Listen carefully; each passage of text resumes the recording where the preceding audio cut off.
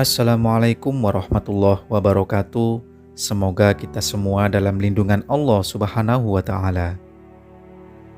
Sunan Gunung Jati merupakan tokoh penting dalam pembangunan peradaban di Cirebon. Kiprahnya menyebarkan Islam dan membangun peradaban Cirebon tak diragukan lagi. Pada perjalanannya, perkembangan Cirebon tidak pernah lepas dari peran etnis Tiongkok, Arab, dan India, termasuk kisah cinta Sunan Gunung Jati kepada putri dari kerajaan Cina, Ong Tin. Awal mula pertemuan Sunan Gunung Jati dan Putri Ong Tin dari sebuah pertemuan besar kerajaan ayah sang putri. Sosok Putri Ong Tin adalah perempuan yang cantik jelita. Siapapun orang yang melihatnya pasti langsung jatuh cinta, termasuk Sunan Gunung Jati sendiri. Ayah Putri Ong Tin sengaja ingin menguji Sunan Gunung Jati dengan memastikan apakah anaknya hamil atau tidak.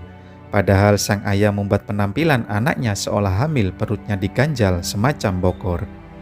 Sunan Gunung Jati pun menjawab hamil, dan seketika suasana riuh seakan mengejek Kanjeng Sunan.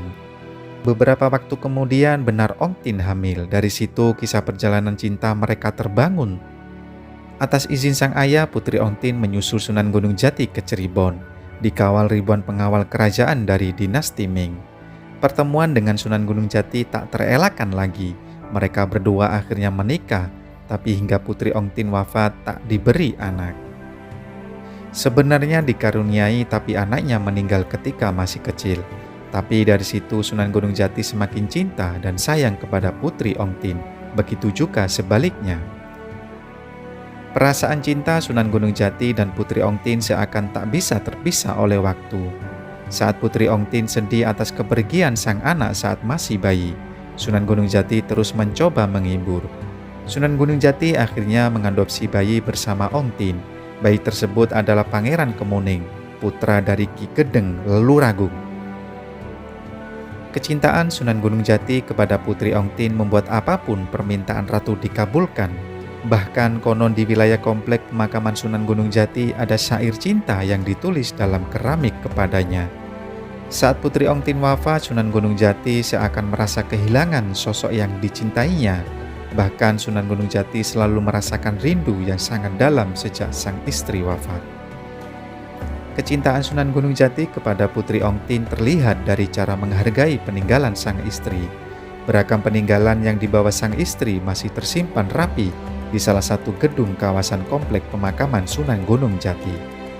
Saking cintanya di tempat Sunan Gunung Jati berdakwah sampai ngajar mengaji.